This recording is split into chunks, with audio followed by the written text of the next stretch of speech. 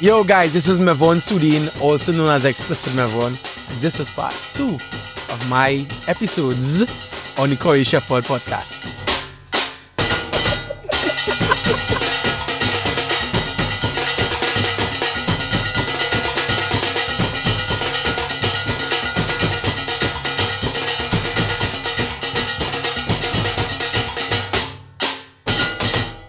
So we do the drop before, right? So you're looking fresh, everybody. Last one I was looking sweaty. Lighting was halfway done. Nobody can complain about that. People Somebody love it. watched me like, hey, get dark, boy. Serious? Angula. I was like, that was a month ago. How was that? How Angula went down? Angula was a real good boy. Right. Angula was an experience and a half, boy. Because I feel like, for one, what that trip to Angula taught me is how they value us in Trinidad and at least soca music. Bro, when we got to the airport, It was you and Kit, right? yeah, the Minister of Education greeted us, you know. Of Education. The Minister of Education greeted us with camera and things. Serious. It was 3 entities who put together that workshop. What was the workshop exactly? It was a summer camp. Right. So apparently they do this music summer camp in the Angula Music Academy every year. Right. And they do different things every year. And this year they were focusing on Calypso. And because we do a lot of music with an artist there called Yama in Angula for the past 3-4 years, and they kind of put in a word to bring us across. Got it. But when we got there, as I said, it was the Division of Youth and Culture, the Ministry of Education. I think that is like the over-governing body of the Division of Youth and Culture. Got it. And then there was the Tourism Board. So there were representatives from each agency, Right. as in the Minister of Education, the person in charge of the Division of Youth and Culture, and then the director or the head of the Angula Tourism Board. They all greeted us at the airport. Yeah. Gifts, camera, thing, photo. You expected that? You knew that was going No. to come? Bro, people were behind us coming out Right. of the arrivals. And It's to somebody else. It's for... no. Okay. You could see like, we just sitting down on because a ferry to get to Angula, right? So we just on the ferry, normal. Right. And when we reach and they see all the fanfare, they started watching us like, these the same fellas. Oh. Very much Like, all the who's cool all them? the time. Who's yeah, all them? yeah. You know, because I tell you, it's camera people, the minister, and people in shirt and tie meeting us and greeting us. I was like, wow, I have a video of it too. Nice. I could share it here. But it was an experience because from start to finish, they treated us like royalty. They treated us with so much love and respect. Like, we didn't have to worry about anything. Sure. And they value what it is we do and we did for them now, because we left there with a song that the kids did from see. start to finish. We Really? built the beat, we came up with the concept, we wrote the song, we recorded the song, and we put it up on iTunes and all Nice. platforms. And on the final day, we went to a radio interview for them to launch the song. Oh, so we give them a beautiful. full artist. How long was it? It was a week. A week. We arrived on Monday and we left Saturday. Got it. But the camp was Monday to Friday. So they got the full experience. Right. We didn't just talk. It was a proper workshop. So tell me something, the children who are participating in it, they are like in music already? Yeah. or- Some of them are calypsonians, some I of them see. are musicians, some want to be producers, some of Got them, it. their parents send them there. Got it. And you could have seen the transformation from day 1 to day 5. Yeah. You could see the confidence. You could see the interest starting to develop now. And then some of them were shy, and the ones who went and they spoke on the radio on Friday were the shyest ones. Yeah. Yeah. And they went to talk. They went and sang. Yeah. Yeah. That is amazing. And the good thing is they have camera footage of all of this. So when that comes out, I'll Beautiful. probably share it. But it was a touching experience for me because I felt so valued there.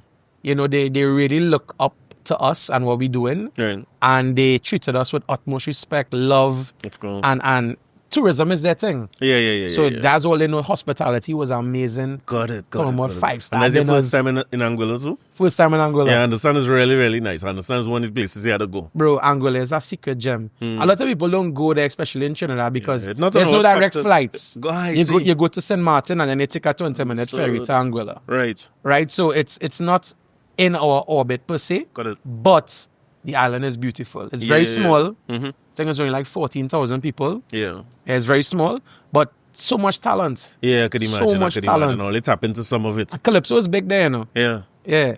So much so they invited me over to come for Carnival this August, and I'm I going. see. You're going? Yeah. All right, got it. I'm judging road match. Yeah. Because they judge road match. They I judge road see. match. At the stage, they have judges. Mm-hmm. And I guess I haven't seen the criteria, but I'm assuming it's crowd Reaction and all response, that kind of thing. reaction, that kind of thing. Makes sense. And they have like a brass festival thing Got it. called Band Clash. So you're in that?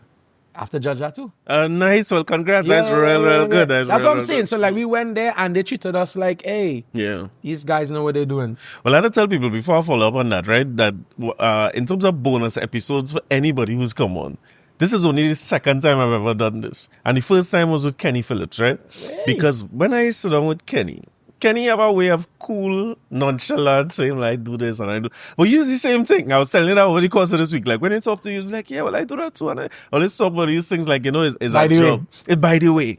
But to me, is legendary because I tell you before, like, what you're all doing now is the same thing that Kenny and them was doing in the 80s and impacting so much people. But I have to ask, because I had a conversation with Scrunter at the time, who I hope to God at some point Scrunter come here, right? I try it. Right.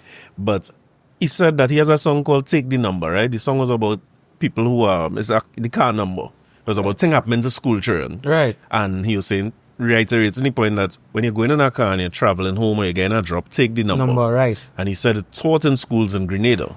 So I had to ask him, I said, well, they ever teach it in schools here? No. So I had to ask you, because the reception you get here, how many times you get called from the Minister of Education here to talk to youths? Never.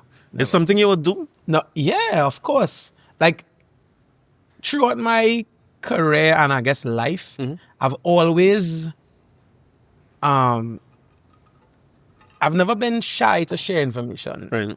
And people have always told me, it's like, bro, you don't get into teaching. I've always gotten that because of my personality. And because I speak so real and so down to earth, I guess, Sure. students, especially younger students, they gravitate towards me. Right. And I did the same Star Broadcasting when I did 2 courses there in music production. And about 2 years ago, it was right after Come Home, 2023, right? They asked me to come and do a guest lecture for the current class. And I did that, and so much so the students still message me on Instagram, send me stuff.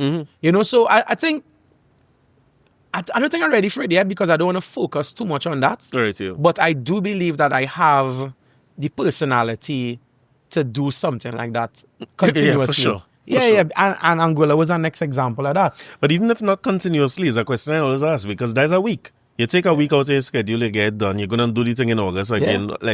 And locally, nobody never reach out to us. This is what I mean in Dago. How much schools did it have around After they saw what we did, people was like, how come they never do something like that at home?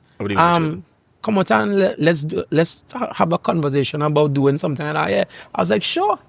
But why y'all not want to come and talk? Of course. Angula, the size of probably a fet. The whole country. Could we have fit in feds the- bigger than could the fit in whole Marshall country. Monday, yeah, So that's a we fact. change. You understand? Could see and recognize what we're doing. Yeah. And pay for us to come across there Sure. to educate their next generation. And we right here. Yeah, boy. And we don't value our people. No, and I find that the more I talk to people, you're finding that is the case across industries. It's not just a music thing. You know, you find that a lot of younger people don't know how to access. I guess social media make it a little different now because you can take the chance and message Mevon as I use, and hopefully, you know, you might get responses. I just want to everybody, you know. Yeah.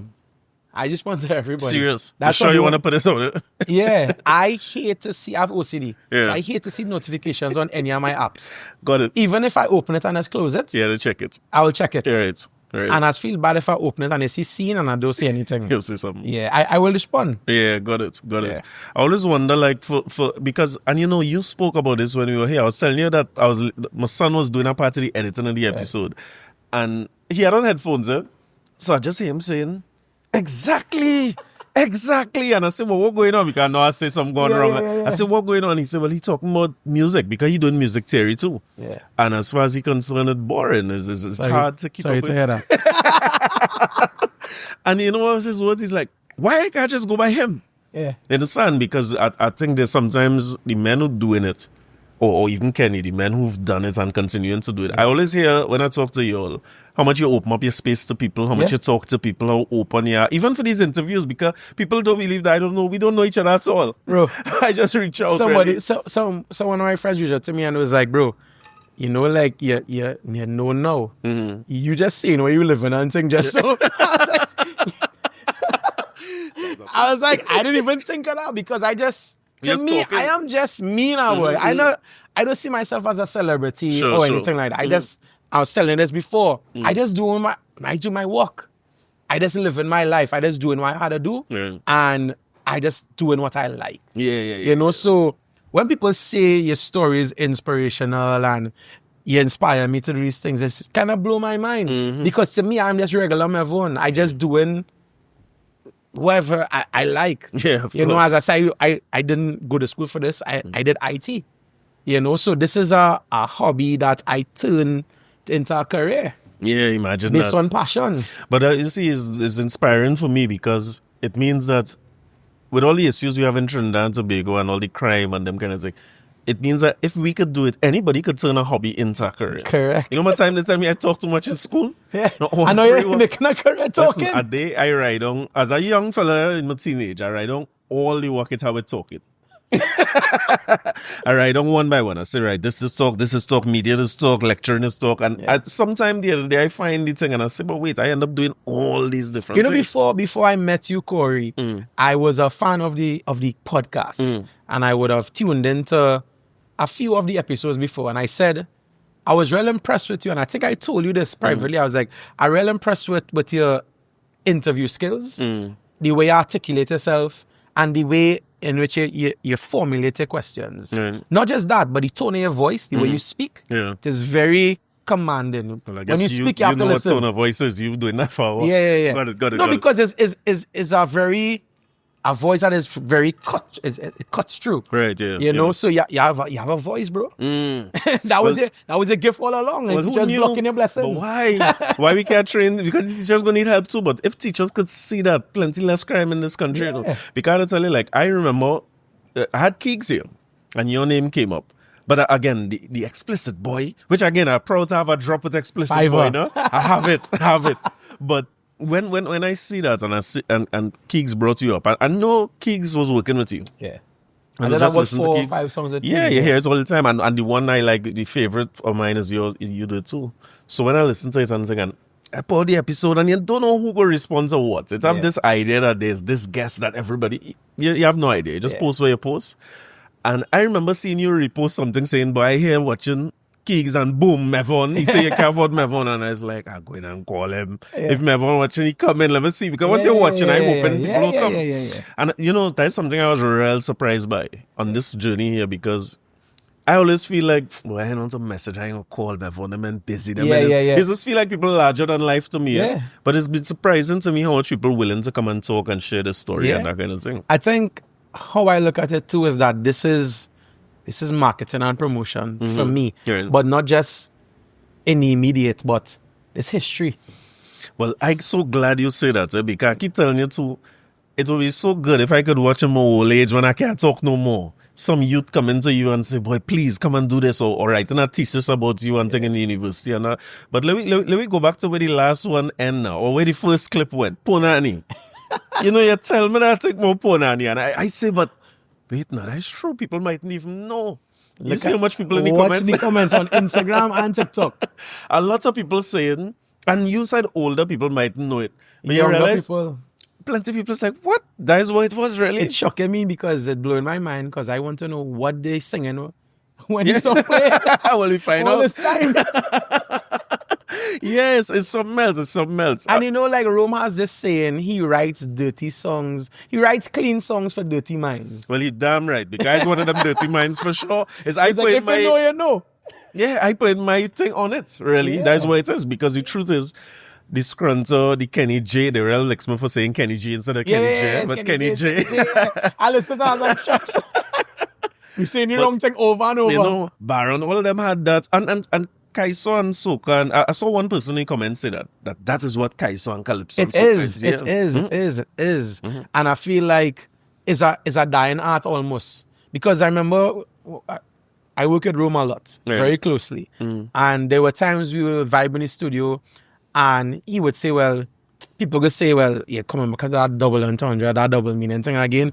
And I sometimes tell them, I was like, bro, don't shy away from it. If that is your style, and that's what making you money, and that's what people know you for, then do it. Don't limit yourself to, I mean, obviously, as a creative, you don't only want to do that. Of course, yeah. But don't say, well, people go say this, and nah, bro, do what you want. Do what you like. Yeah, it's funny to time this passer, because the same way, I remember Crazy as an example of that, who's the creator of the soca parang genre, really, you know what I mean? And I remember it's at that point in time in Crazy career, like he had go the religious route now. Yes. So he wasn't singing, remember that? Yeah. And he wasn't When singing. Jesus saying in Christmas. Well, here now, when he come to perform a time in Central Bank, Crazy had no song to sing, you know, because his songs, they suck me sukuya, Paul your mother, come, fuck off, use this. So he was the real double entendre, man. He had impulse. Yeah. So the spaces always need them things. And the thing about it is, I look at Crazy now and I feel so good to see Crazy, everybody, as one of the men who in the older space, and he...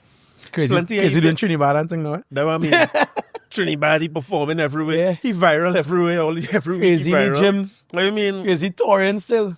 And active on social media. More active than me. Crazy posting everything. Crazy real reposting. Yeah. He mix. He and Rudder too, you know. Yeah, Rudder, yeah. Them fellas real currents. Them fellas currents. Rudder in your comments. Yeah. You know what I mean? He don't miss nothing. No, but any kind of world news or of course. And he's a cricket man too. Yeah. Any kind of cricket news or anything like that, he posting about it. Of course. So when I see Crazy get older, still commanding youths and that kind of thing. And I remember the time when all his songs was banned from radio. Every time Crazy come out with a song, is news. Banned from all airwaves, the right? earliest memory I have of Crazy's music would have been Paul Mother Come. Right, that was banned. Yeah. Couldn't play that on the radio. Yeah. And then he had about 6 years straight. And I remember that because my mom had a friend named Paul. I see. So when I was younger, I had Uncle Paul. Right. And that was his song. Got it. So that was my earliest memories of Crazy's music. Yeah, ban. Can't play that. The Vex. Yeah. Them days are on YouTube. So if they ban it, they stifle you. Yeah. But look at where the songs land now. Nobody don't watch that know how. Yeah. So I talked to him the other day and he was saying that his first road match was a song named Suck Me Sukuya. Yeah. And he talked, to me, Suck Me Sukuya don't mean nothing. Yeah. It's cool. It's only sucking. If it didn't have the word suck, it's a normal song. This is what Rome says. My mind. Because you associate suck with of course. Sexual things. That's the idea. That's how it's go. It's generally the kickoff.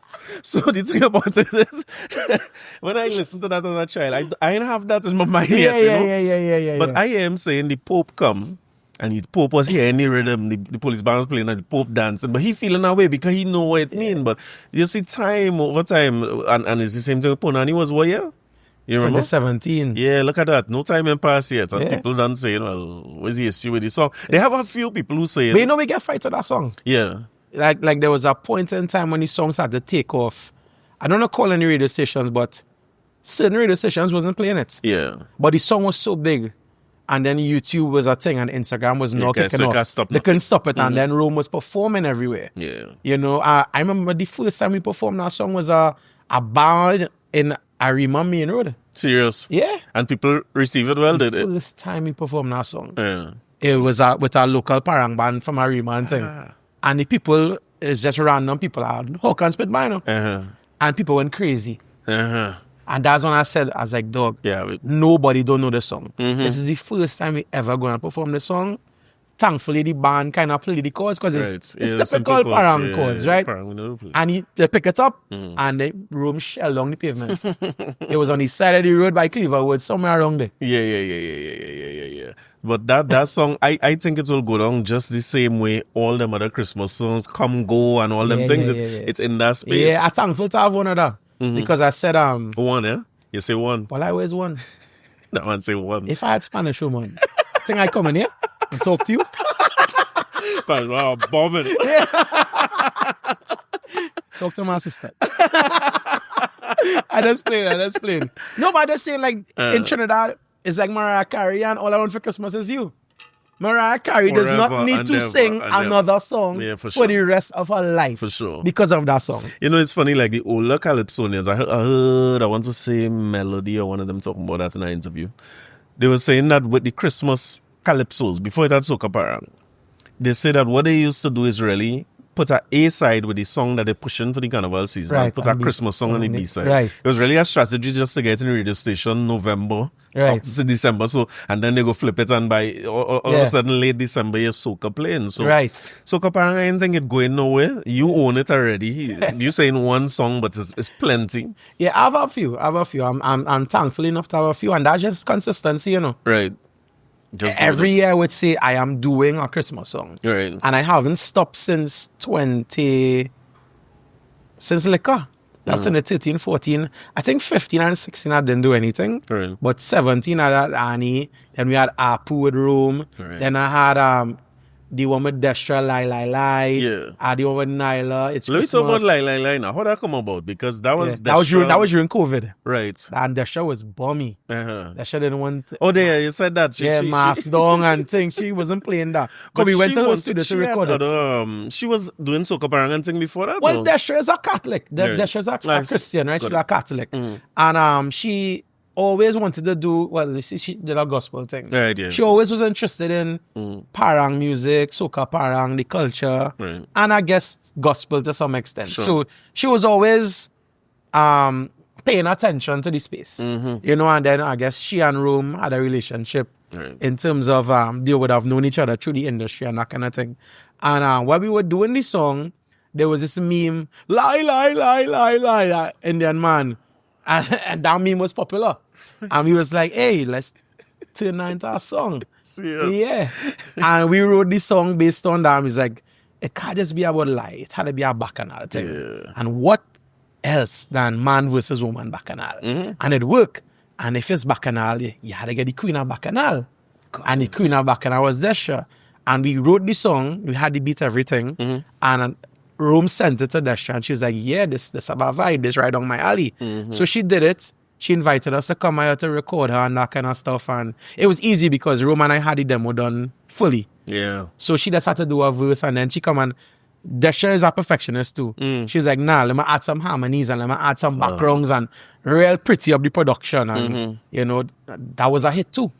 That's going to be fair. Yeah, that's our next one that's played right through. Yeah. Because in Parang, you know Parang the Rose, lie. When you know what to sing, you don't sing it lie already. It's blending the phrases and the patterns of soca parang, of parang. Got it. You know, and blending it with soca, but still adding the trininess and the bacchanal. Yeah. And that's just being in touch with the culture. Yeah, that is a hell of a thing. You see that meme and all ladies are going for that. Because there was a series of some of the greatest calypsos ever. Was them lie kind of tuner like Lord Nelson or the Liar. You could never go wrong with lying and horning. Because Trinidad. You see horning? You can't go wrong. Problem child now win road match with a horn song called Horn. Simpleton? In Vinci yesterday. Yeah. Horn will always work. Yeah, you cannot. You can't lose at all. So talking about creating genre, right? I appreciate the fact that you all dive into soca parang. We saw that last time where there was this huge gap in none playing out. But I know that you have done some work. A lot of your work was initially in rap. And you were telling me about trap song, the creation of that too. How that come about? It went out specifically to create something? No. So as I said, that was just a relationship that was forged on just pure vibes and energy. Right. We came together and we did Pumpin first. Right. Around that time, Pumpin has an interesting story too. Because I had the beat for Pumpin and I named the beat Pumpin. I see. Right? Around that time, Simba Mani, who was a reggae artist at the time, was being managed by Hans Devines. Okay. Hans from the Vale. Yeah. I from Dago. So Hans and I were friends, and Hans, Simba brought Hans with him in the studio by me at the time. Right. And I just play the beat. Because anybody come and me a real beats to play. Yeah, so I'm excited. I play beats. And he's like, what's the name of that beats? Pumpin. And it's Hans who came up with the Pumpin. Serious? Yeah. Because the chorus, the notes is going turn. And he's like, hey, let's follow down, go Pumpin. Because the name of the beat was called Pumpin. Right. And Simba kind of freestyle a reggae thing on it. And around that time, I had no Mark and Rod. So I was like, hey, guys, Simba have a vibe on this. And I feel like I could really make it something now because all in more in the rap, Simba want to do reggae. Right. So if it is we blend the rap with the soca and the local reggae. Because local reggae was on the dregs at the point in time. Got it. Right? I was like, me and Simba good, me and Ole good. Let me try and make it work. So I did the song Pumpin, and that take off. And then I was like, well, let me do it again. And we did Nah Boy. Yeah, Nah Boy. And Nah Boy was the song that really, people took us serious after Nah Boy. Over Pumpin? Pumpin was the big one. Right, okay. But Nah Boy, when we did Nah Boy back to back, people was like, wait, these fellas serious. Because at the point in time, it was Nebula 86 and thing. Right. Nebula was running it. Right. You know, and so now there was more people to add to the pot, to the local rap thing. Right. And Nah Boy was a thing. And then we realized, we was like, wait, nah. If it is we doing these Trini slangs on these trap beats, Right. let's brand it something. So we had Pumpin, we had Nah Boy, we had Wiz the Scene. Right. We had a few songs but they were all based on popular Trinidad culture at the time. Gotcha. You know, so we decided to coin it trap so, which was the fusion of trap music and soca. Right. It's not, I mean, some people could say calypso, Yeah, but it was more rap so too. Yeah, and rap so too, because we were rapping in Of course, Trinidad yeah. accents. Yeah. You know, but it wasn't like rap was different at the point in time. No. It was trap beats. Atlanta style trap beats with heavy 808s and bass. Right. But we're talking about Trinidad culture in our way. You know, and using Trini slang and stuff. Right. So after we did once or twice, we decided to coin it trap. So, Got it. you know, so much so we decided to do an album that never came out. We got David Rudder to do a drop for us for the intro. Serious? And he said, trap so music. And you still have that? Yeah. And you don't throw in nothing, so you still have that. Session loss. Oh, they crashed. Yeah. Oh, you're the call it, man. I have videos of it though. Okay, nice. Yeah. Yeah. So he was supporting it. He well, I guess Rod could speak on that. Of course, yeah. Because I know that they have a very rocky relationship Yeah. with regards to him supporting Rod being a rapper. Yeah, of and course. not a calypsonian. Yeah. So Father and I'll son invite business, Rod. right? Yeah. Come to the podcast. Yeah, come in. Father and son business. Yeah. But he supported it so much, he came to do that for us. Right, yeah, of course. You know, so Trapso was a thing. And it just so happened that culture kind of twisted and turned, and trap and hip-hop, at least local hip-hop, wasn't really a thing anymore. Yeah, it's at one point in time. You know, I've seen that a lot, like other genres, or even artists who do other genres. Trinidad is a tricky space, boy. It is. It's almost like if you're not doing straight up Kaiso and Soca, it's kind of tough. Yeah. And especially if you come out the gate not doing, like you're talking about Crazy, right? Crazy done known as what he is. Yeah. So he doing a Zest, so At Trinidad. At Trinidad. It don't he wouldn't get labeled that way. Yeah, but I seen it in the Trinidad artists now, the youths, man. I feeling that, I mean, they're good. They'll be fine too. Yeah. But seeing where people want to label them as, okay, use a Zest, man, or use a Trinidad, man, or use a this or you. But there's a difference, eh? You know that? Yeah, between the difference. Yeah. I just mean that, to me, an artist could do anything. Yeah, an artist could do anything. Even in talking to you, because a lot of people, when they look at the interview and they're commenting on it, it's like, wait, he do this, he do that, he do this, he do. Yeah. So it's not like if the producer's limited to one genre. Yeah. But sometimes the artist fortunately for me, I was blessed to to have hits in multiple genres. You know, because my first major hit was Pumpin. Right. That was like the first time like one of my productions played on radio at that point in time. Yeah, I thought of it as hip-hop. I never thought about trap, so I never heard it. Well, it was hip-hop. Right, you know, we just coined what we was doing, trap. Got it. But that was the first time I had a radio hit. We went great fete and thing. Them fellas get real brand deals with Bel Air. Oh, beautiful. And Hennessy. Serious? Yes, bro.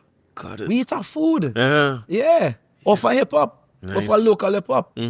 I eat our food off a parang too. Yeah. You I do real corporate thing with Rome. Of course. You know, and Soca now. Yeah. You know, so I was fortunate enough to have certain breakthrough songs with different genres. But you're not limited to that. You whatever presented to you at the time, you're willing to work on it. So yeah. I do anything. So Trinidad and thing you're working on in the space? Trinidad, I have dancehall beats. Right. Like the kind of song like Trinidad. Sure, gotcha. To me, Trinidad is just dancehall, modern trap dancehall. Right. But what they singing is Trinidad. Just like what we call trap so got it. is dancehall songs, beats, Right. but with Trinidad content. So let me ask you this, and you say it's different genres, right? So for me, Trinidad, Zest, Steam, all of them have a different sound, all of them have different topics. Yeah. But that's what separates it, the topics itself or the sound of it? The sound of it too. Got it. Like the tones, like Trinidad is essentially what dark. modern day dancehall is. Oh, got it. Yeah, right? Yeah, got it. Is 808, Israel bass, is trap. Got it. But with a dancehall groove. The way they flow, everything, the way they treat the vocals, everything is the content of it is dancehall. Sure.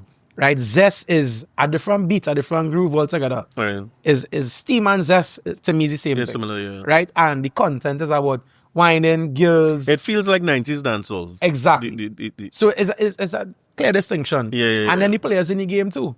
You don't see Saki singing at Trinidad or Lady Lava singing at Trinidad. Right. Or Young Brother singing at Trinidad. They sing for the girls. Right. Or they sing for the clubs and the parties and the Zest. But the Cayman Six and all of these people, they sing in Trinidad. Got it.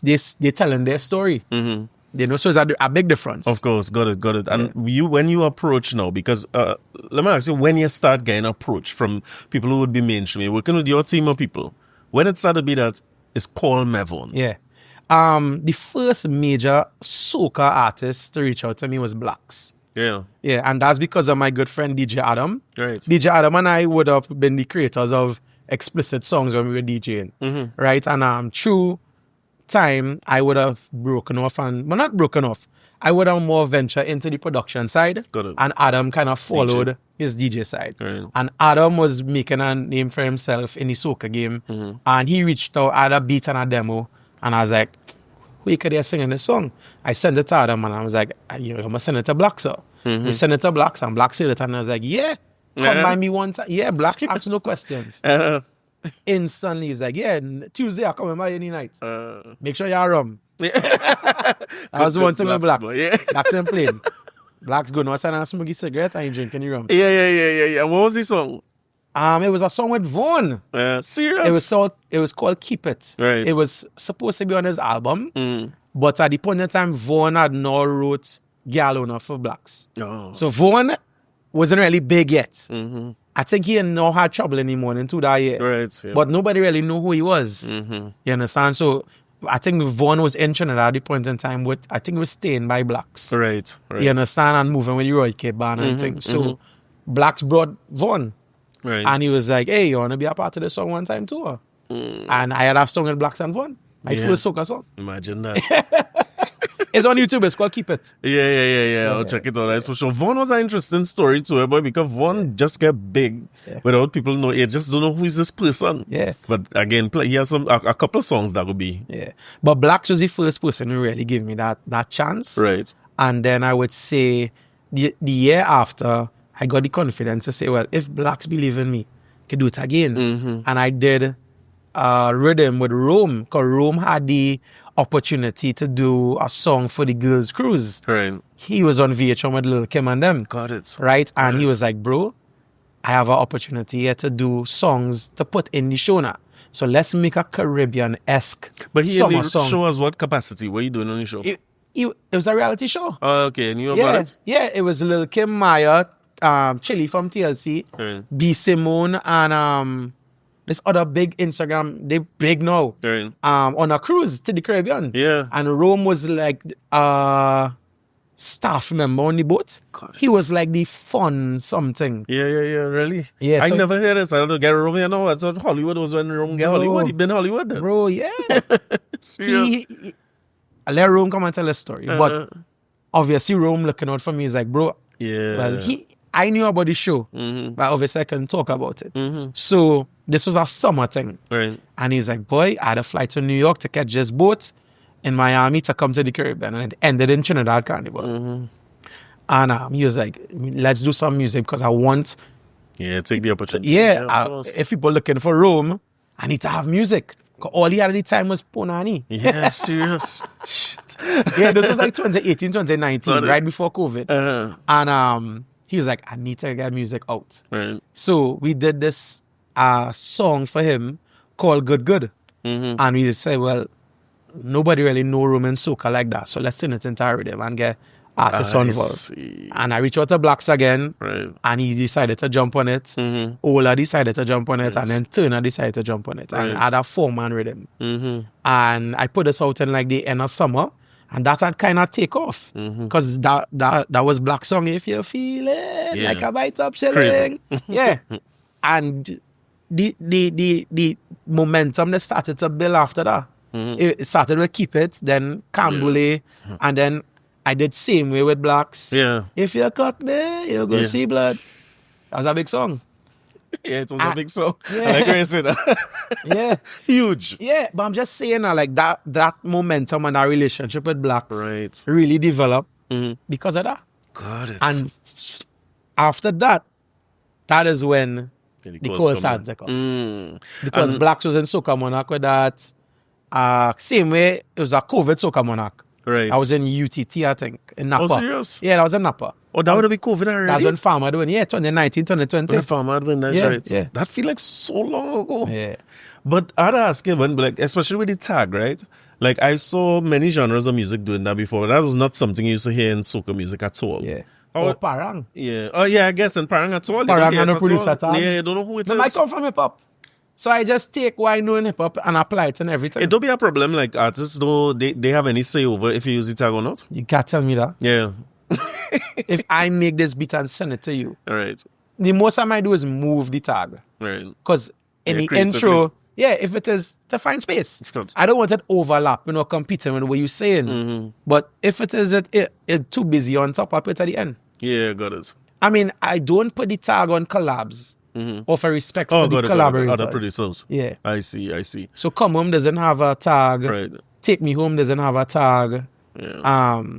Anxiety doesn't have a tag. Got it. So working with Yeah. people. Yeah. So let me talk about Anxiety now as you bring it up. That's one of the songs we used to get to last time. Yeah. I remember the whole issue with Patrice Roberts, Ricardo Drew had passed away at the time. Tragic for everybody. Everybody feel it. That was palpable. Young people, young couple, young children. So It much was promise. something- So much. Boy, listen. Two legends in my eyes. And you hear that news. And my first thought was, okay, she's going to be out for a while. She's not going to be in Carnival for a minute. That was my initial thought. We felt so too. Yeah. We felt like our season was over. Also, you had this song. Bro, we started that song in... she was leaving to go Miami. So it could have been like September. Right.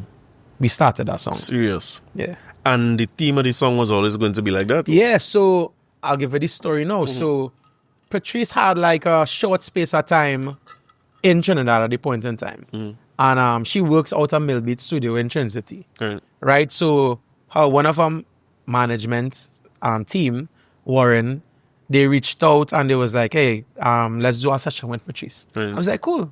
So we come and we vibe and we was playing beats. And Patrice was there, but she was like tired, jet lagged. She wasn't really feeling the vibe now. Sure. So we playing all our beats and we real excited. Me too. Let's vibe. No gas. Yeah, no, he's a man like Yeah, no gas. Energy low.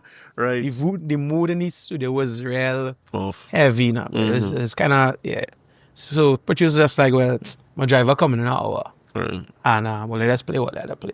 And we playing things and then we was like, well, Kit and I was just having a conversation with her in the studio after we done play beats and realize Something she really right. feeling none of these things. Sure. She not in the headspace to receive these songs. Right. He's like, what's the vibe and thing? And she just had to open up about, well, boy, she tired and she stressed out and she dealing with a lot. And she not really sleeping properly. She's staring at the ceiling. The songwriting itself, by the way, she's like, I just home in tears sometimes because there's a lot. She's dealing with a lot silently and she's beginning anxiety on stage and she doing all kind of different things to try to cope with this. Whether it be friends or trying to get distracted or just trying to sleep and she can't sleep and it was bothering her now. And that was the first time she really opened up to us Because at the point in time, me and Patrice did like herself, but we wasn't really that close to say she would open up to us on that personal level now. You know, so she was opening up and telling us her truth and her story about dealing with anxiety and depression and mental health. Yeah, got you. You know, so the whole mood in the room just got real serious. Of course. You know, and Kit was like, well, hey, let's try to turn this into something positive. And the same time, Mel Beats had played the loop, the keyboard loop. And so everybody was like, where's that? You know, and it just set the song track of the room now. It was like it was like divine intervention. Like he played that loop. Yeah. And he was like, put that on, keep that looping. And we just had the keys just playing. And Kit was like, well, let me go in the booth and freestyle. So Kit and Patrice in the booth freestyling. Right. But remembering the conversations as I lay in my bed with my head to the ceiling. You understand? So we just drawing from what she just told us. Feeling, yeah. No, but she told us these words. Gotcha. This was her words. Yeah. And we decided to put it in song. And she also told us that when she hit the stage, it's go. So that's your therapy. Soca is my therapy. And that's what we decided to put that in song. That song, no line in that song is made up. Every single thing that we put into that song is what she told us. So that was real. Yeah. This had nothing to do with Drew and thing at the point in time. This had nothing to do with that. Yeah, because this was like September. Drew died in December. So I'm just saying how powerful that was. And we were saying, boy, nobody, this is unprecedented. This is uncharted territory. Of course. Nobody ever deal with mental health. I never hear it. I could tell you that. In Soca. Yeah. Soca is a happy genre. And on top of that, we deal with mental health and depression and anxiety. We making a sad Soca song. Yeah, for a fet. For a fet. So we was like, you know me, I love the idea of it because it's a challenging thing for me. Of course. You know, and I get to be a part of history to say, wait, we make the first sad Soca song. Even in the chord structure and everything, it really is gripping. It's an emotional thing. Yeah, it is. It's an emotional thing. So we had a few sessions with her and that song. After the first session, I tell you, she in the booth freestyling from moving, sitting on the couch waiting for a driver to come. To in the booth, driver to wait. Yeah, something. Because she was getting it out. Of course. She was letting her feelings out on the mic.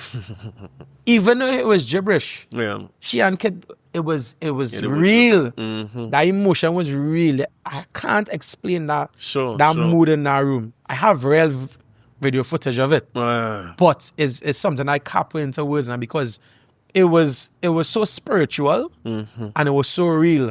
That's not fake at all. Yeah, you can't fake it. It's so real, bro. Well, to not to be so prophetic, because anybody who listening to it from our side of the stage, you would assume that song came up after that tragic event, you know. Yeah. So when you get news of that, what you thinking at that point, boy? So fast forward to when the song is out and thing, the song doing well. Right. Because it was our 2 or 3 days before the song came out, right? And we did a radio interview. Oh, so the song came out after? No. The song came out before he died. 3 days or 2 days before he died. I see. That's why for us as fans, like most fans would think it came out after. Yeah, so we did a A-Team, Patrice tours at A-Team. Sure. A-Team is our band. So we did a live on the Friday night with A-Team live in the band room and performed the song for the first time. And Drew was there. Her, Drew, and the baby. Oh, wow. So they were there, Lily, and all of them was there. And that was the last time I spoke to Drew and Lime with him. Because she performing or we outside. Yeah, cool. Talking and Lime and thing. And we was talking about doing songs and yeah, because I would have sent him beats and things. So he was like, yeah, we had to come in the studio and link. Because he used to come at me to record songs, so yeah. Me and Drew was good. Got it. So the Friday and then the Saturday, I think they had an interview on radio and that kind of stuff over the weekend. And then I remember she was on interview on Slam. She did Boom Champions and she did Slam. And it was like a Monday or something like that. I can't remember the exact date. So that would be any promo run for the same song, yeah? That news break while she's on radio. Yeah, I remember. And the last clip she was talking about, I think it was 5-star. A 5-star. Akeem 5.0. Right. Had asked her about Drew and thing, and she was talking about how good he is and how singing great his as a praises, father of and as a boyfriend and a partner and that kind of stuff. And then she came off radio and he died. Yeah, life away. So we had all these plans for promo, all these things with the band room and to do a live performance, to do lyric video, to do interviews, for her to break down mental health issues with soca artists and things. Because we had a full campaign. We was going in full to really embrace talking about mental health now. Because I myself deal with anxiety and things too.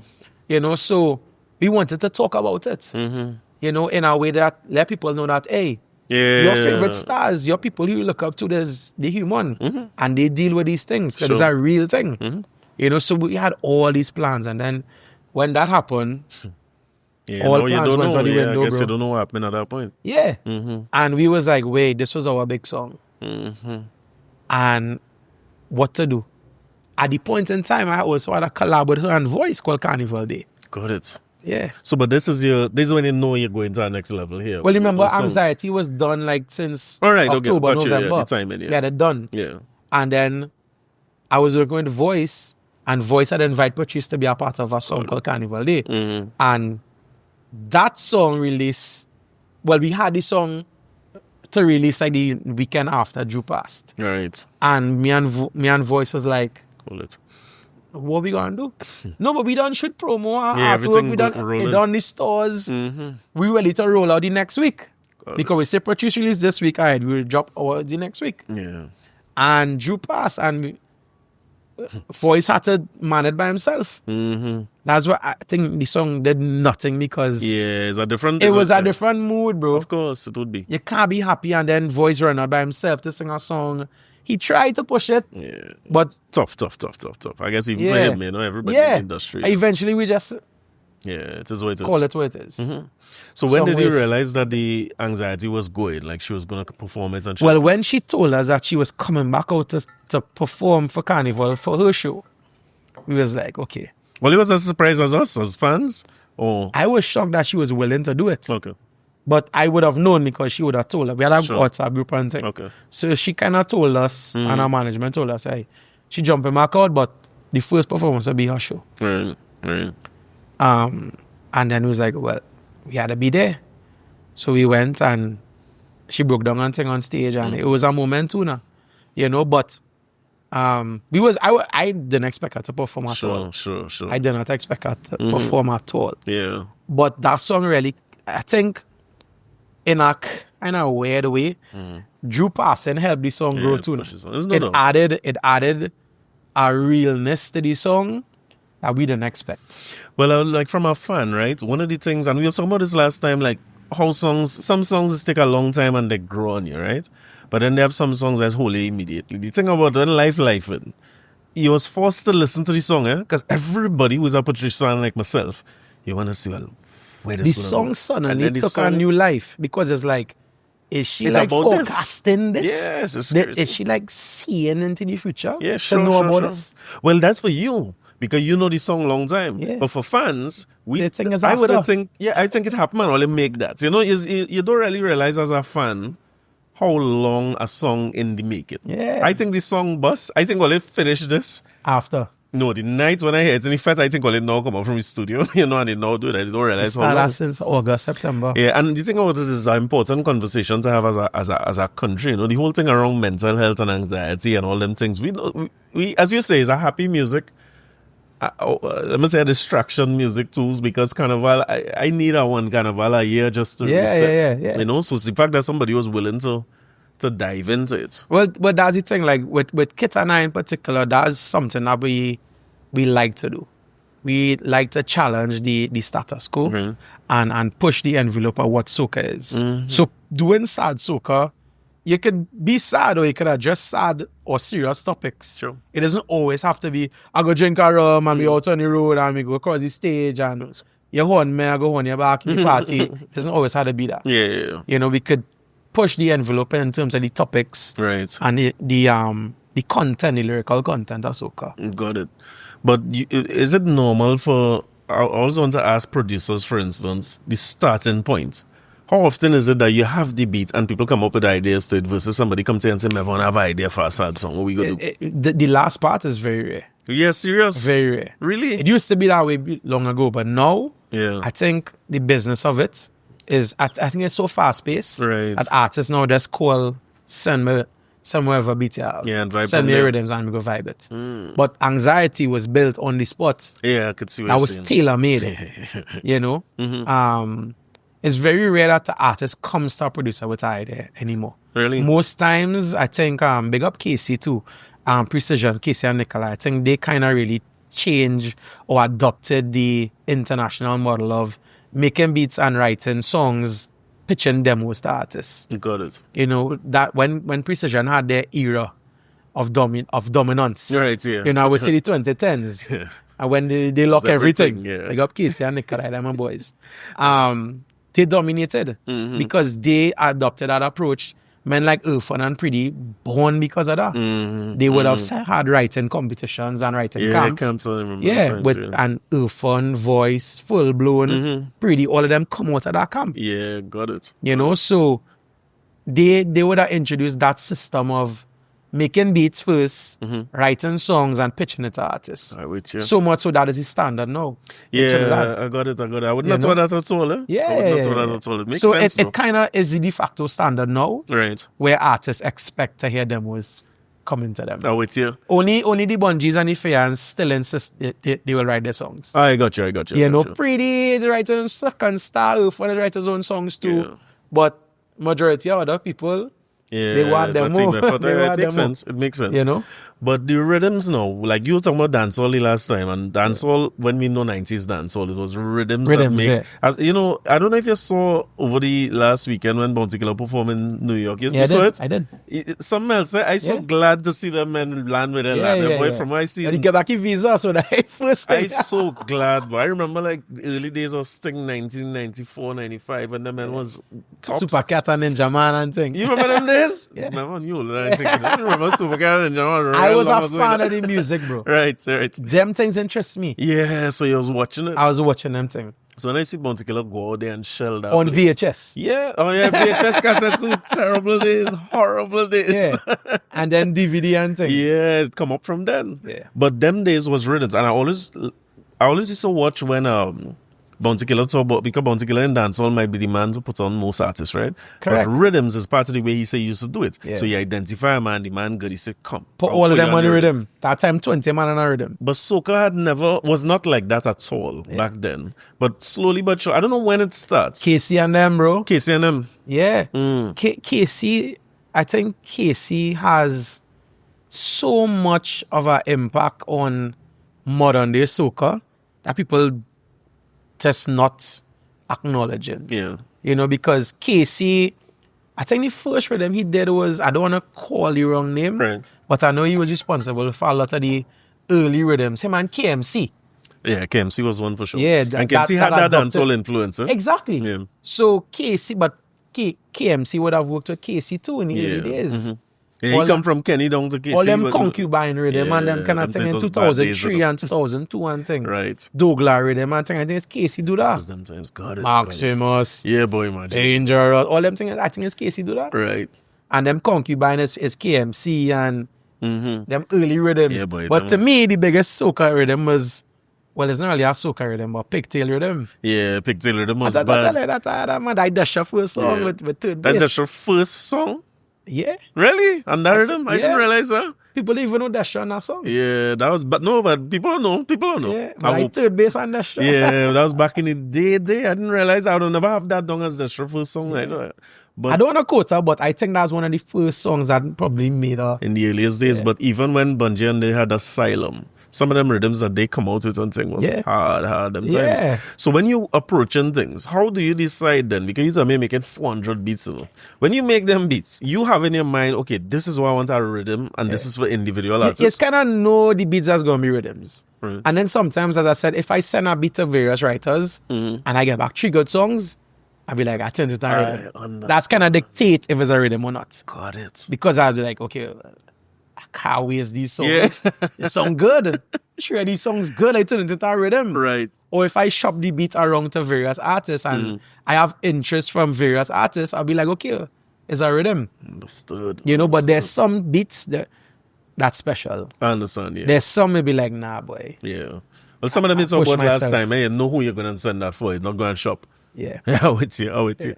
So the beats I shopping around, I kind of know. Yeah, it rhythm. could be. So, and there's some that hold close to my heart and be like, nah, boy, keeping this for this one. Well, there's a Bungie beat, or there's a voice beat, or there's a Marshall beat. Well, you said so. But does that rhythm now, we have that culture here of, I saw it this year with Anika Berry on Saddle. Yeah, what was the name of the rhythm again? Tilden Hall. So the rhythm have big artists on it, and then Anika Berry, who again for a fan you might know a long time, but as a fan you don't know who that is. No, and I wonder if we miss an opportunity sometimes now that we have a more rhythm culture to put in a new name inside. Yeah, because that's what dancehall did. No, we do. Yeah, as a producer, I could vouch for that. We do put unknown artists on rhythms. Right. The problem is nobody's take them on. Ain't playing. No. But so as a producer, it's kind of heartbreaking sometimes. Because the same effort I have to do to mix, promote, master, record, write the demo for that young artist, sure, I have to put into the big songs. Right. And you spend all that time to do this song for this young artist. Yeah, it's fade to black. Yeah, nobody cares. Why you feel, boy? You feel, as somebody said me one time, we don't have a culture. Yeah, you think so? And then timing, a DJ have an hour in a party, they want to play the big songs, they want to play the big names. Yeah. They're not going to risk dipping their sets. So they want to play the big names. They want to play the hits. Yeah, I wonder if there's something that will change here culturally, bro. Because I'll tell you this, right?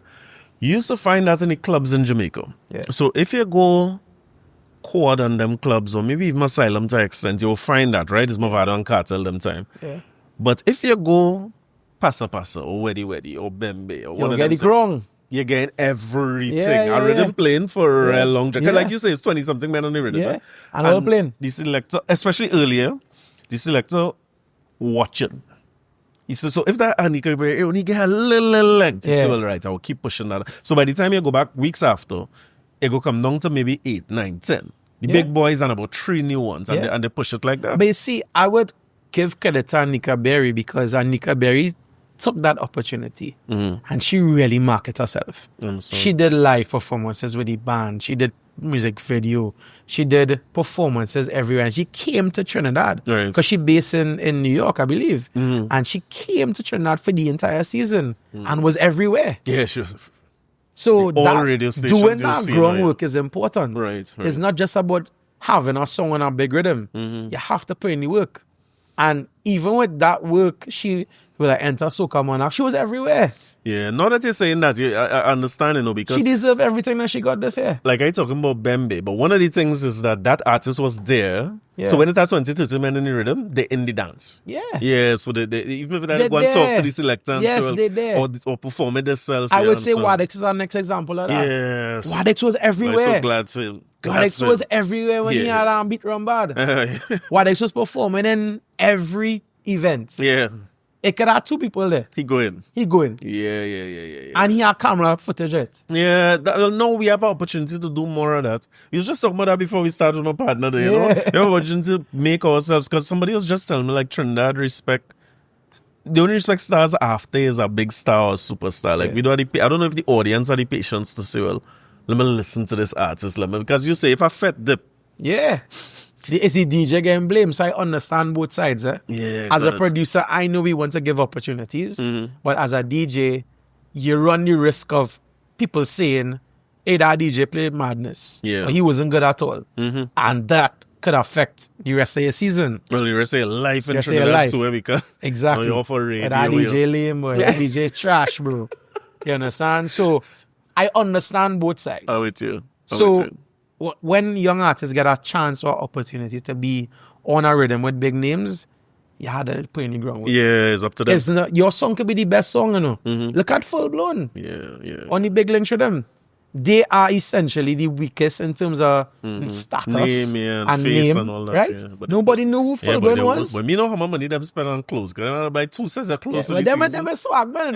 Oh, that's what it is. Corie and Kevon. Yeah, them fellas are stars. Every time I watch it, I say, but them men buy real clothes. Yeah. Now, them like that. Got it. And them understand it because they work with Marshall a long time. Yeah, so they investment itself. Yeah, they are wrong stars. Got it. So they understand what to do. But what I'm saying is, when you see Kess, young brother, Marshall on a rhythm, and then Full Blown. Yeah, and they the went average the man distance. don't know who Full Blown is. Yeah, they went the distance. And I would say that they had one of the best songs on the rhythm. Well, funny, that rhythm was one of, and you tell me if that's your experience, so like, it's almost every part of Carnival, one of these songs was bigger.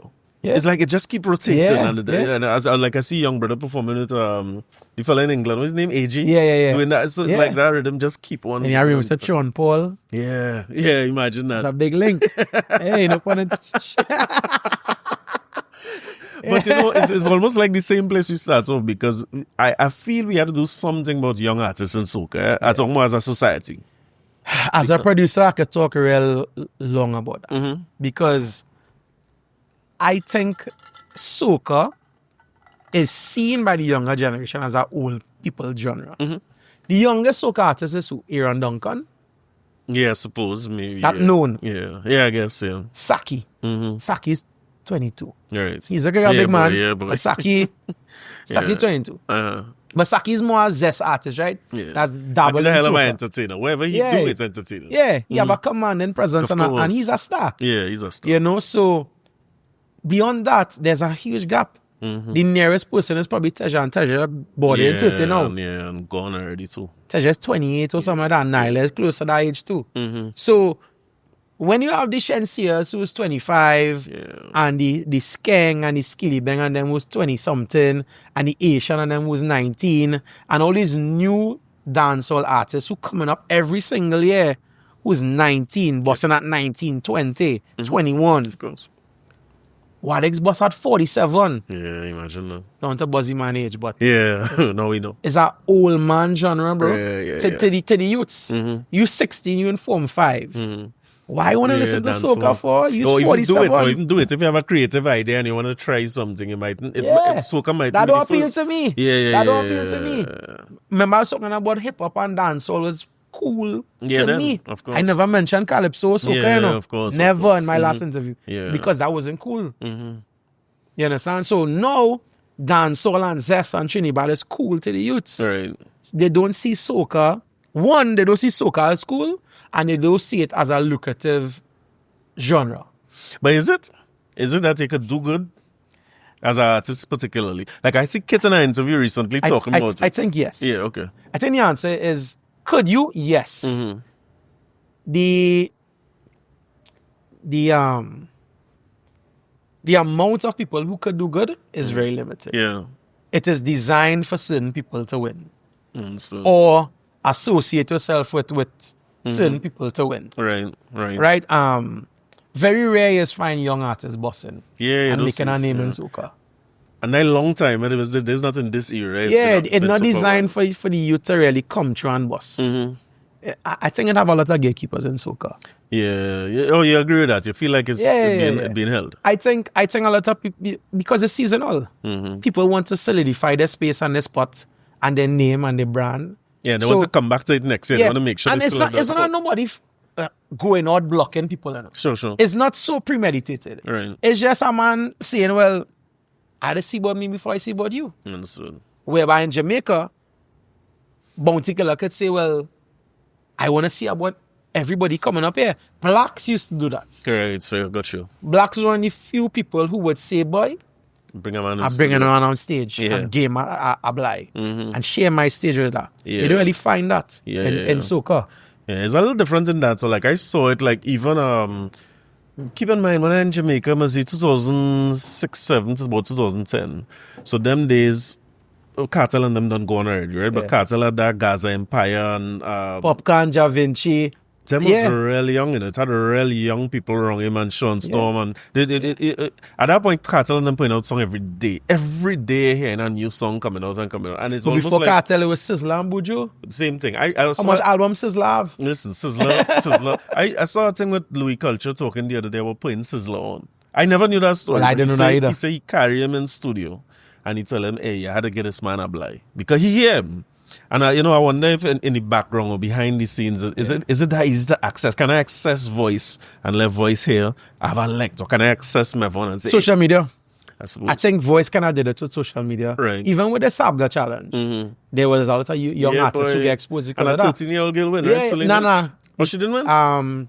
The person who won was this fella, Paris Coutin. Oh, right, you're right. And he was in the Junior Soca Monarch. Right, yeah. He been coming through it. Yeah. I don't say Junior Soca Monarch, but the Junior Ultimate Soca Champion. That's right. But it's the same place you're starting, because when I look at what Angula doing, because I always hear this discussion, right? Like I listen to KG and I hear them talking about that in Soca, and they're not wrong, but I feel as if it had to be broader than the individual one artist or the individual producer to say that. It's systemic. Because you say, if the blockage is there, we had to figure out, what anyway.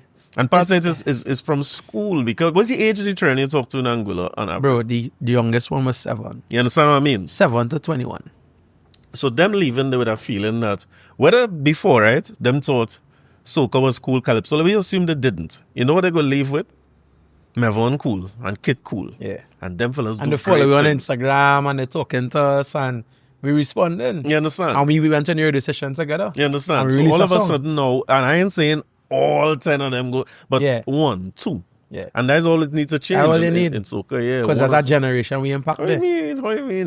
Yeah, for sure. So I think the systemic thing is a serious thing, because it starts with government, corporate Trinidad, the radio stations, the DJs, the promoters. Right. Because the reality is, I could put out a song, but the real impact that a soca artist could make is in the fets. Right. You need to be booked. You need to be given a chance to sing on the stage. And if that is not the case, your song needs to be played in the fets. Gotcha. If that's not the case, your song needs to be played on the radio. If that's not the case, you need to be funded somehow. Right. So corporate Trinidad need to invest in that. Yeah. And the government too. Of course. So you see where is a systemic thing. It's not just a producer giving an artist a chance. We are on the lower level, bro. If I put a young artist on a rhythm, nobody cares. No, I understand what you mean. Nobody cares. You're making the effort to do it, but you're seeing it disappearing. Yeah, nobody cares. I losing. Of course. I spending the money and the time and the effort to promote a song and an artist that nobody knows or nobody cares. But I just do enough for the love of it. Of course. You know, and I doing this year in, year out, and nobody cares. Yeah, you're doing it knowing nothing can come out of it. I doing it half of the time, 90% of the time, nothing gonna come out of it.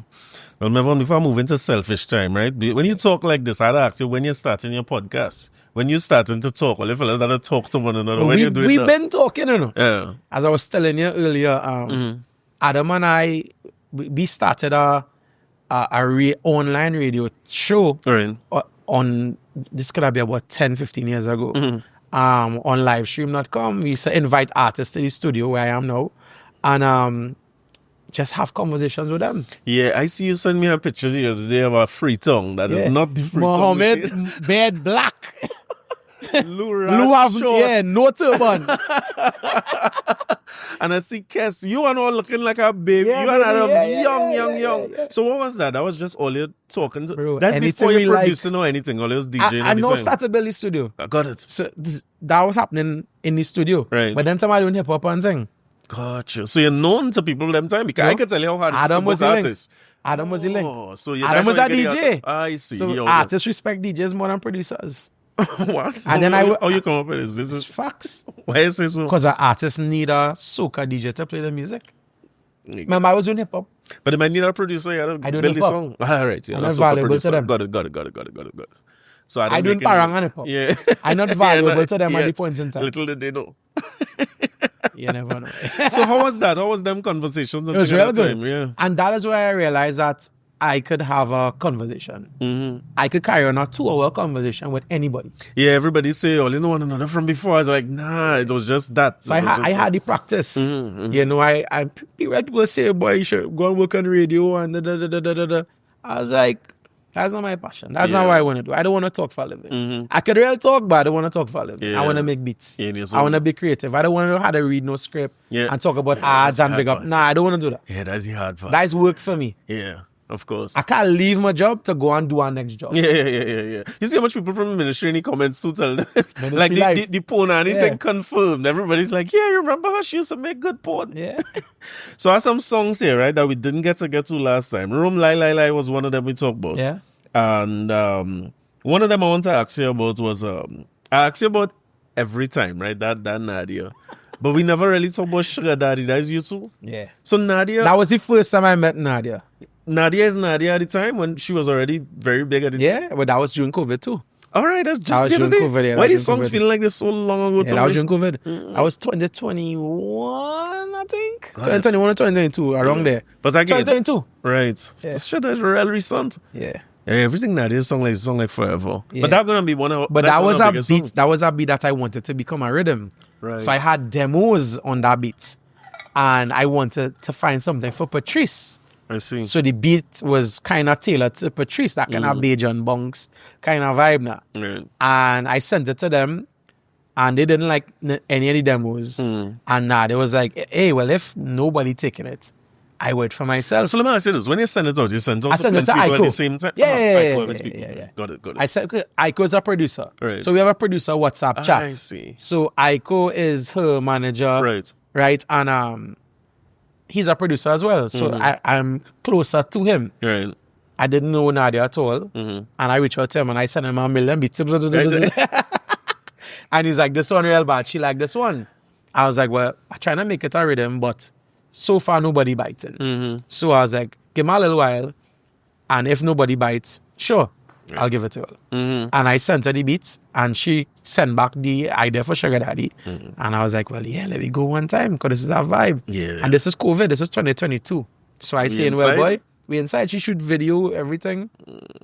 And that to me was one of my first major soca hits. Yeah. Because I had same way with Blaxx and all them other things, but Sugar Daddy was a song that still plays in the fete. That will never that fete song, that party song. She know how to do that though. Yeah. She just wrote a write it and sing herself, or you had a demo for that? Nadia's a writer. Yeah, she's writing her own songs. Nadia writing her own songs. So as I said, like people like Nadia, Second Star. I know she would have been writing, but when they hear something that you do, if it's good enough, they go in.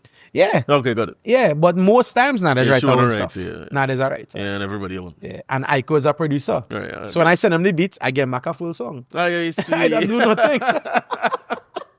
I get harmonies, background, and pre-mix everything. Aiko's a man mixing on the spot too. Yeah, you know what so I get back a full nice project. Yeah. And one thing about Aiko real organized too. Right. Aiko give me color coordinated things.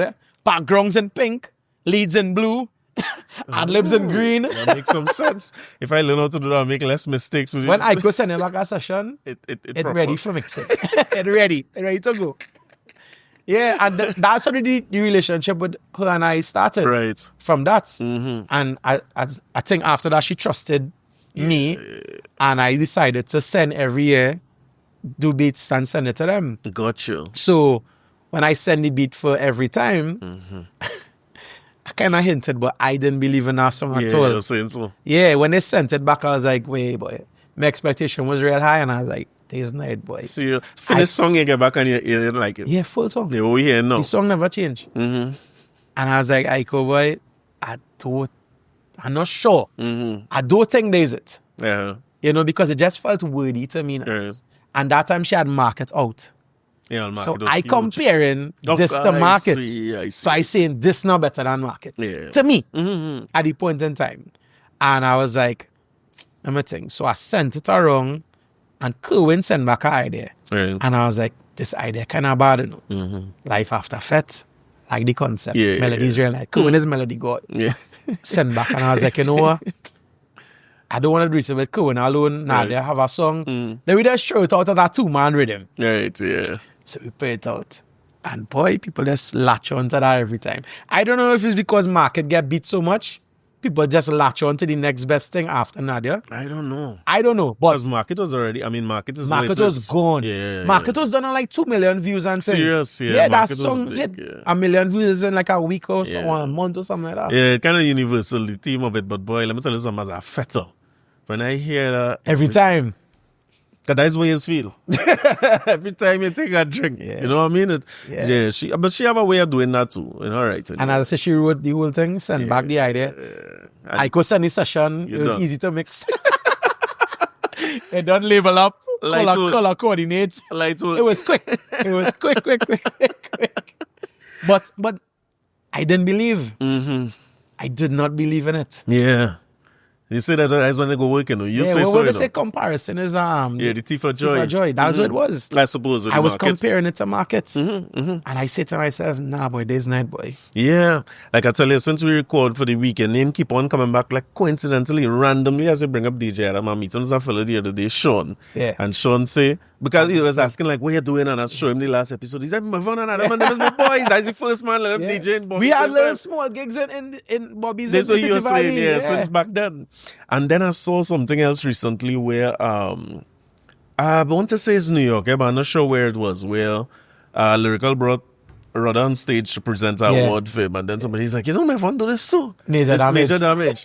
You be in there. How that come about now? That's deliberate. So Lyrical had the song. He wrote it on a different beat. Right. And he was like, I don't feel this beat giving me the vibe I want. Right. So let's do over the song and do it over totally. Mm-hmm. And he's like, well, Lyrical, when he's in Trinidad, he stays really close to where I am. Oh, Indigo. Yeah. So Lyrical, if he has any recordings to do when he's here, he comes by me. Got it. Right? So he was like, what you want, Kit? Help me with this, boy. Mm-hmm. So he sent it to us and we started working on the beat. Mm-hmm. And we would have explained the vision that he wanted. Right. And we slowly developed the new beat. Right. And then he did the vocals and he said, well, I want to get Rudder on this. Oh, it was him alone. I see. Yeah, it was just him alone. And he's like, boy, this have a kind of... The real Baptist bounce. Yeah, he's like, I feel I want Rudder on this. Mm-hmm. And he got Rudder. And the rest was history. It was real simple, real easy, real straightforward because he had the song before. Right. So it's just for him to sing over on this new beat and then invite Rudder to do it. And Rudder recorded his vocals by Kit. Got it. Yeah, it's another one of them that same thing you say about every time, right? Like when people first hear, I think people expect. Nikolai was a part of that rhythm too. Oh, really? Yeah, and it was me, Nikolai, and Kit. I see. And also Mastermind Productions. All right. So Mastermind works heavily with Lyrical because that New York connection thing now. Right. So that was his boy, and I think he wanted some live drums or something like that recorded after. See. And he did it. Yeah, funny you say Mastermind too. Is the Kings of Soca Parang? It's you and he alone. I wish I had black cake and syrup. If I get that. If you get that. That's on Spanish Woman. Yeah. Every Christmas, they're watching the top 10 uncut. Yeah. It's black cake and syrup. And he'll even be there. Yeah. A lot of radio stations don't play and he's still, Yeah. It's just known. Yeah, for real? Yeah. Because of the same thing? Yeah, I guess. We used to get a fight. Let me see what this Christmas bring. I'm so glad you come and explain it. Hopefully before Christmas, I get room to come and explain it too. That's easy, bro. People go understand. All right, good. But it just comes down to the major damage was a real easy thing. I was going to say it's one of them too. Same thing I can say about every time. People fans expect this thing with collaborations. Like, and you're going with too high of an expectation sometimes. So when you hear Lyrical and Rudder, especially for people from that era with Rudder, but I see that song just slowly become a permanent part of the culture. That will be here forever too. Yeah. You find so? Yeah. I find it did not get the love or the space to grow. No, I agree. Because when it first came out and you was hearing, I don't think people hold on to it, but just watch it. I think it's one of them that just, because Spanish Woman is one of them. Spanish Woman was out real long before people like it. I was just happy for the opportunity to produce a song. Yeah, to be part of that. Yeah, I suppose. Yeah. You know, I was more happy with that. Mm-hmm. And two of them too. matter. Yeah. I feel good to see that. Yeah. You know, that's lyrical a Belmont boy, you know. yeah. Really, he's Belmont. Yeah. Oh, God. So he's a Belmont boy. So I think he is kind of rite of passage I to understand. do a song with David Rudder, because them is Belmont men. Coincidentally, next week I have an episode coming out with a girl from Belmont, Tycho. She's living in Belmont. She's a playwright, right? I know Tycho. You know Tycho? Yeah, slim with glasses. Yeah. Tycho is something else. and Jarrell. Yeah, she and Jarrell. Yeah, I did their song. Oh, yeah, I forget all in the same Yeah, role, yeah. man. I do that song. This man do everything. Jarrell used to do all the background vocals for me, for Blaxx. Serious? Yeah, all the songs I do with Blaxx, Jarrell will do harmonies for me. I see. Look at that. And Jarrell is a pan girl. Yeah, but they in the culture. So, I mean, I really enjoyed talking even to my relationship with Jarrell and Tycho and them, right. I learned plenty. I would imagine, yeah. You know, because I isn't no big culture man like that. Yeah. But I would have learned through the friendship and the relationship with these people. Helping They got Jarrell, man. Jarrell. Yeah, they're solid. I will get Jarrell here one day too, but she was talking about teaching children in Belmont in the arts. And the point we were making is that both of us are saying, hey, why would you go to school in Belmont? Because my wife's teaching her school in Belmont. Right. And I find every little child in Belmont should know lyrical from Belmont and Rudder from Belmont. Yeah. We just skip past all them things, you know. Yeah. You know? But I'd ask you, I tried this with Kenny. I tried this with Rudder. I tried this with a few of the greats, right? And I had to try to ask you this, right?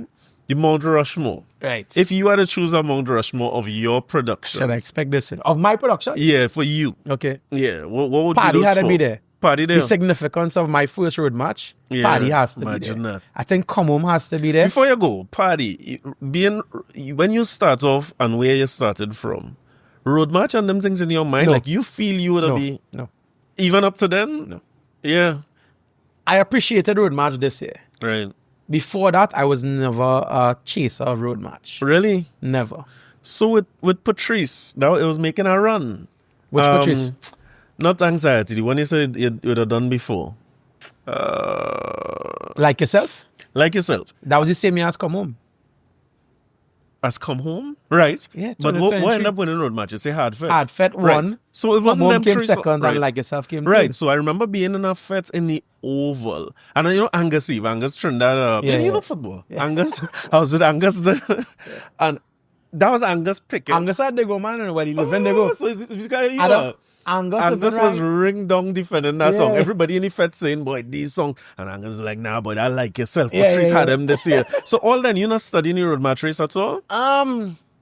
When I noticed how bipolar it was, I realized it was Team Nyla versus Team Bungie. It was Hard Fed versus Come Home.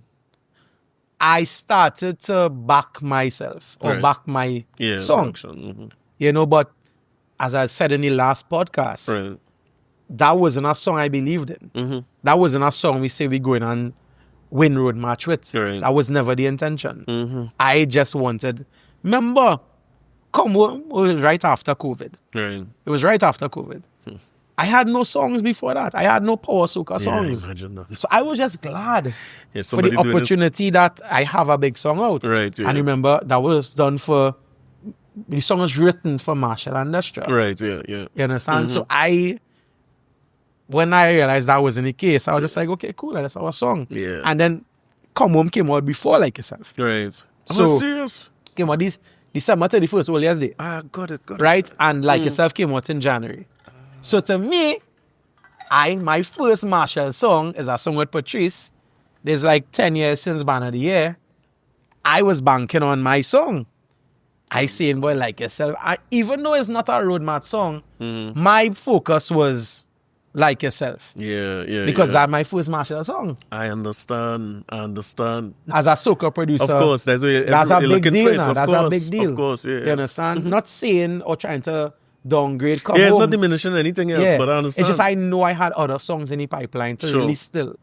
So I just had Come Home came out and I was like, cool. But Come Home. Up to yesterday when you post the things, you see how that go, boy? That's still, you post the thing with Come Home and then Party. And Party. so Party road match was never a thing I focus on. I was under the accolades and I still am. To say, well, I work with Marshall or I work with Patrice or I have a big song with Nyla and Skinny. I like that. That's your joy coming from there. Because that's why I do it. I'm not doing music to win a competition. If I do, we happy. But that is not my motive. Got it. In creating it from start. Got it. You know? I am not motivated by winning road match. I'm not going to ask if you feel like you're going on a road match run. So that's not the intention. It's just the way you do it. I feel like I should do power soca songs because I'm good at it. Yeah. You know, but if that's something that's so... Yeah, if it don't come, it don't bother you? Yeah. Okay, it don't bother me. Okay, so Party you have as one. When's the second one in your own? Come home. Come home for sure. Yeah. It's 4 or 5 in it. 4? 4. Come home, Party. Always really important to me too, boy. As my productions are. Yeah, your productions for now. You get to the next one. It could be any genre. Yeah, any genre. Your call. I think Annie had to be there. Well, this week tell us anything Annie there. Right? I think Annie had to be there. Right. And I think from my trap so days, my hip hop days, I think I'll put Nah Boy. I was waiting over to hear. Pumpin. Yeah, I was waiting to hear which one of them you choose. Nah Boy over Pumpin. Nah Boy gave us so much opportunity. Right, yeah. Pumpin opened the door. Yeah, but Nah Boy yeah. made people take us serious. Yeah, I guess both of them will play. Even now if you're doing a hip hop set, people So for me, I put in songs that had significance. Yeah, in terms of Nah Boy was a pivotal moment in my career. Right. Annie was the same thing. Come Home and Party. Well, I was going to ask you about Rushmore artists you work with, but I had to assume it's the same thing. Is people? Well, you know, funny enough, I never had a song with Kes. Not yet. Yeah. You working on it? I had demos with Kes, right. And I would have recorded Kes for other people's songs. Right. But I do have original song with Kes. So that's on your to-do? Yeah. Bungie and Fayan, you done it? Yeah. And multiple songs with Bungie and Fayan. Okay, good. Through Nikolai. Right. So, you know, my Mount Rushmore of artists, Marshall, Bungie. I want to make this interesting. Desha, boy. Yeah, up there. I feel we had a Desha there too. All right. And I had to put somebody from the old school.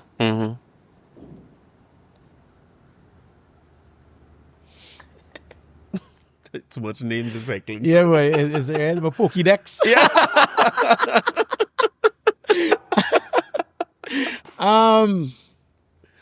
For me, boy, I think I'll put Kitchener, boy. Really? You know, I went straight back to Digo, boy. Is that Digo thing? Yeah. Because not just that, I could go back to primary school too. I remember the first time we had like a primary school Juve jump up. Right. And the song that we learned was Bees. Oh, yeah, could have been that era for sure. Yeah. Miss Brown again. Yeah. I reached out to her, you know. Oh, nice. Nice. You must send her the episode, man. I reached out to her son, and her son That's beautiful. said she saw the thing and she was really happy. Yeah. So I feel like Kitchener, boy. Uh-huh. Yeah, I feel I'd represent for the Digo. All right, we accepting that. Yeah, Clement Marshall as a Westman too. Carnage. You know, I didn't know that. Yeah. I find out that must be, if it's not this year, it's last year. Desha went some gym sec too. Yeah, I know Destra and Maximus, right? Yeah, Maximus. Yeah. So I claim them West people. Yeah. All right. Bungie Marima. I was at Marshall and Superior, so when I hear him say some more Carnage, I was surprised. So Marshall, Bungie, Destra, and Kitch. All right. Young Kitch. Well, somebody tell me, a little birdie tell me, I hope, and you don't answer this if you don't want to, but somebody tell me Kitch done at the road match next year already. Well, I heard it. Uh-huh. It's good. I work to do. You're not accepting that your time. I work to that. I'm hoping I'll have him here before. He said you'll come. I'm hoping I'll have him here because I went primary school with Colonel. Colonel is a man of real stories. Let me tell you something. Colonel go be out. Colonel needs to be here. Yeah, for I was sure, surprised for I was sure, here before him, but Colonel is a man. Well, don't like my thing, you know, Mevon. Don't like nothing and don't share nothing. I do. As I see you share something, I still let me message Mevon. Because you know, to tell you the truth, right? I was always, like, when I first started off, a part of the journey is really, it's the same thing you're saying, like working with brother. I want to document the men while they're here. So when I list people to work with for podcasting or to tell this story, it's real old school. I go and trust it, right? I want this one, that one, that one, that one, that one. But I intimidated to talk to men from now. Because my knowledge about them way stronger. Like now I be like, shit, I don't know. Yeah. I can't really talk to all you. Yeah. But you know what's been real interesting? Most of the people who from you use that old soul, you know? But most of the younger people who are talking to now, they know way more about that history than me. All the fellas real connected and staying true, as you say, students of it. If it's one thing I would say about the producers in Soca is that we have a tight bond. We have a producer's WhatsApp chat and thing. Right. Not everybody, but a lot of us, and we work really close with each other, and even for each other, you know. Sometimes I record other people's songs. I would have a session to do backups for somebody else's song, or they're not available and they need a studio. I'd record it for them and send them the vocals. Thank God for that. I was asking you about the collab thing. Thank God for that with Paddy. Look how the story for Paddy come out. Backup. Yeah, so thank God for that kind of relationship and bond between the producers, you know. Yeah, it's important. It's really important because even for pushing the sound and the genre forward, I can't do it alone. As I say, if you want to go fast, go by yourself. If you want to go far, go with others. Yeah, for sure. And it's the same thing because I happen to stumble upon, and I say, when I see you, I'm not expecting all to watch nothing I do, you know. I think I do this for my mother. I do this for my mother and them, right? I come in here and I know my mother go watch. I one person, just like, you see the same way you talk about mommy, that mommy for me. She watching. She don't care who comes. My new video, I like close to 100,000 views on TikTok. Oh, mommy. Mommy video. Mommy said, I had nothing to do with this. Why my name? But yeah, I saw when my mother was real happy to see that. I am so glad. And she, I could share this whole clip. I'm so glad. You know, when they repost on Instagram, it's kind of. Yeah, on the stories. It's like, I want the whole clip to share. Good. She had to get her credit. Thanks to mommy. The song could have get shelf. She could have get shelf. You know? So yeah, I was surprised. When I see you think, I was like, this man, watch this. Trying to see if you come. So yeah, Colonel will definitely come because them stories, it had to be told. I was telling somebody recently that, I mean, I'm real glad to have at least documented rather by Kenny, by Colin Lucas. But when you think of it, right, just what you and Kit and all are doing, if you talk to all of them back to back, you're really talking about the same era, you're talking about the same time, the same stories. So after a while, it's like, okay, you had that idea of pushing the genre forward. Yeah. We going back to 1970 something in Childish Roots to talk about what they did to push the genre forward. Yeah. So why not talk to men who in the mix now? Yeah. I'm telling you how similar it is. Always just say like, boy, I just make them beats and I think and I call this one. The stories behind it, I think it's critical. Yeah, you should do like a compilation of us and them 100% to see how similar the answers are. You see in the vision. Yeah. You see in the vision because one day while we sit down here, I go have a clip with everybody who was involved in party. Yeah. And everybody who was involved in anxiety. Yeah, you understand? If I have it like that. Then but that easy. If you're the link, I'm making it happen. Well, all right, good. One you have it on camera. I have it documented. Anybody else? I have it documented, but I appreciate it. As I say, the second spaces end up opening up. When I do Kenny, I say, I have to play some of the music. Too much people asking about this and that in the comments too. People was like this. And one of the most frequent comments I get was, how do you think done just so? Yeah, my mother and all was like, how do you episode? I say, mommy, girl, I booked the wrong time. And I think, so I appreciate you coming back. Thanks for coming. I think we need to. And I want to say too, that part of what I do is not, I realized somebody was here last week and they were saying, you know, it's a life story thing. Yeah. But life story don't end. Yeah. So as we continue to add to it, come back, let me talk, you know what I mean? I think it'll be interesting to have like a panel. You know, somebody told me that just yesterday. Get me like Kenny, me, mix it up and see, have a big discussion. You gonna lead the panel? I will. Yes, you'll lead it in true? I don't mind. Yeah, for real. If I could, I don't shy away from things. I like that. I could do the panel and I want to facilitate it. Once I do it, because I me and Kenny go too. Yeah, I've heard. It's been on my Kenny all the time. I have heard. I don't mind. I think the conversations kind of brewing and you could kind of see trends that I didn't expect to know that the same thing I do, you know, my story or my version of it now is the same story that they had. Yeah. You know, so having the conversations, you know, it kind of realize, way. Yeah, and more importantly to me, even to add to what you're saying, you see that I I watched you and Kit last week in them videos, Yeah. right? You know what really interesting? I was telling you when I was editing your video, right? How your faces change when they get serious. This man is be laughing and thing and when you're talking about and you know, I saw it in Olive video because I know Kit for a long time in our next life too. Just wrong, eh? And when Olive went behind that board, you watch back the video, right? You see when men in go mode and all the thing with the trail and thing, it's just like, both Olive almost do this as like shit, you know? But the fact that other islands or other territories or other people could recognize our greats before us, we had to change our level. We middle-aged now, you know. We can't still hear you talking about the government do this and corporate do this. We's the government now and we's corporate. But this is not the first time. Last year we did a song with Father Fox and Nikita that the tourism board of Barbados flew us across. Yeah, so then to do that song. How come it has summer schools in Digo? Let me just say where you live in. Yeah.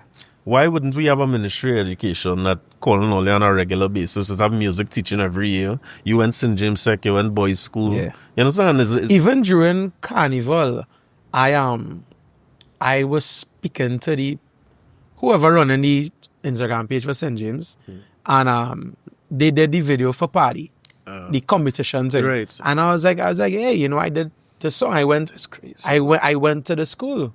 And I was like, serious? And they started sharing it. And I was like, I was like, you know, I don't mind coming back. Should invite you all for, exactly. Yeah. Or even They be a did, part they of, did, okay, they did nice, good. They did good. it. Because I'm friends with people on the alumni and things. Got it.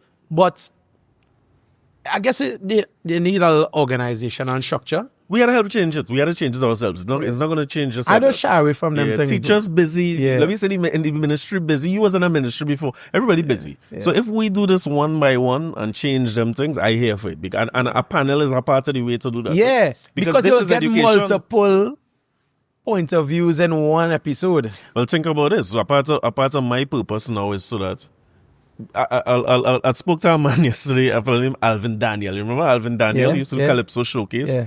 So I had to do so much research watching his show.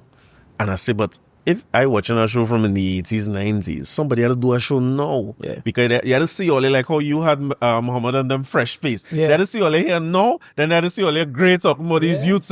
It's important. Yeah. And that is the education. Because at least if they have a youth, if the system don't fix it before we go, and they have a youth who curious, the youth must pull up Mevon and see about 3 hours worth of Mevon. Well, that is a big problem that I think exists in Trinidad, not just in soca and music, but documentation is a serious issue we have here.